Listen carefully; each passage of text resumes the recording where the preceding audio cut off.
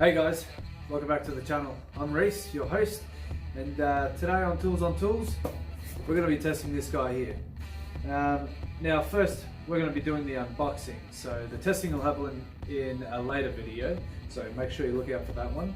So today we're going to be opening this guy up and seeing what Milwaukee gives with their M12 fuel half-inch ratchet.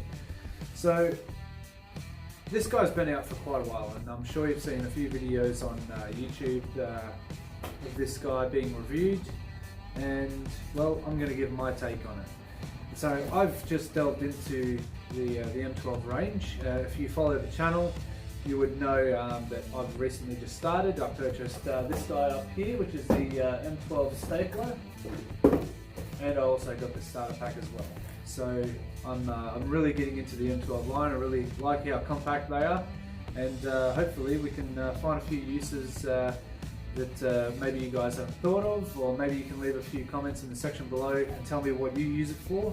I know most of you gearheads out there who play around with cars and build things up such as that, definitely love these things right here, especially you know, considering the old ratchet types take 1,000 years to undo bolts, especially in tight places like maybe a downpipe out of the back of a turbo.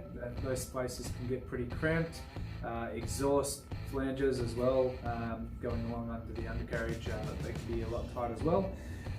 So let's dive into it, shall we? Alright, so it's a very simple package. Got a little bit of tape up there that wasn't hard to break through. Milwaukee, if you're watching this, maybe a little bit better tape. People might be able to steal it out of the store. Alright, just a little bit of cardboard there, and then we've got the main bulk right here.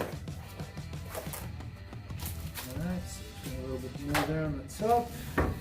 We've got some warranty and safety rules, and Milwaukee's little slogan here, nothing but heavy duty, so hopefully that really lives up to the name there.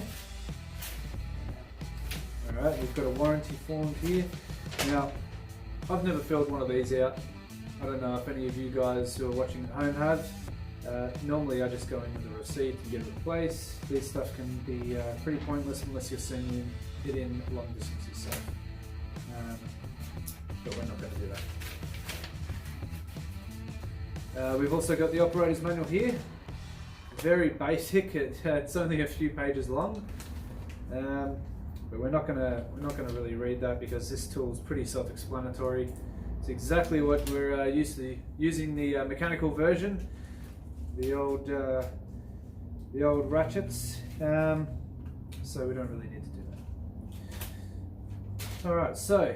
Now it does go over, it's got the product release manual here. It's always good if you're into the M12 line, you like their compact series. This little booklet here shows you exactly what Milwaukee brings out. So it's great if you want to get yourself some more tools on their line. Alright, so we'll dive into the actual tool itself. Now, first impressions, does have some good weight behind it. It's actually equivalent to something like, it's like holding a medium-sized torque wrench. It's got that good weight behind it. Very robust. The button here is fantastic. It does have a lockout switch on the bottom here, so you can lock it out.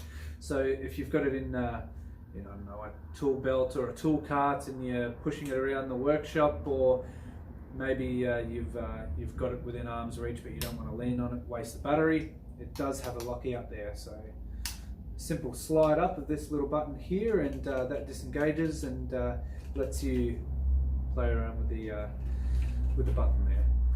Now it does look exactly like a pneumatic or an air ratchet, which is fantastic. So it's exactly what you're used to seeing. It does have. Now this is the fuel range, so just like the Milwaukee up here, this isn't a fuel product, but just like the rest of the M12 range, it does have LEDs for your battery, so it does have 4 LEDs here. It's fantastic, absolutely great, and of course it runs on the M12 battery, so it's not really going to get much heavier than this. I don't have any scales at the moment, so I'm a little scared of jumping on the scales, being a bloke, and I don't watch what I eat, so I don't really care, and I definitely don't have one for this, so weight to me is not too much of an issue, especially when it's as handy as this. Now, just like a pneumatic ratchet or a mechanical ratchet, it has the old school snib up here, so you can turn it for left and you can also turn it for right, and that'll do that for you just nicely. Alright guys, I'm going to leave this here for now, and in the next video we'll be doing the full review, so we'll be testing it on a few bits and pieces that I think will be very, very handy, especially for my line of work, being in construction, building houses and such. I think this will be really, really handy for really tight spaces, things that you wouldn't think to take something like this on, such as small crevices, like when we're doing air conditioners of such.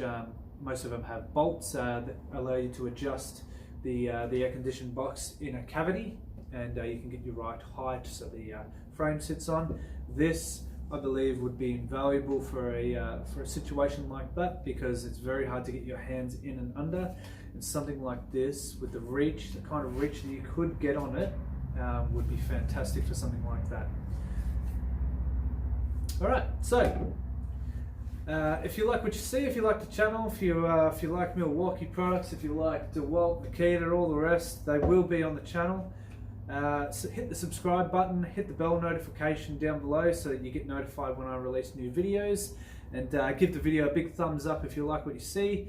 And of course, always, I like to hear feedback, so in the comments section below, tell me, if you had this guy here, if you had the M12 Fuel 1/2-inch ratchet from Milwaukee, what would you use it for? You know, what inspired you to go out, spend the money on this, because this isn't cheap. In Australian dollars, this is $226, not including the battery. The battery is an extra bit of money. The starter pack here, of course, costs around $114 Australian.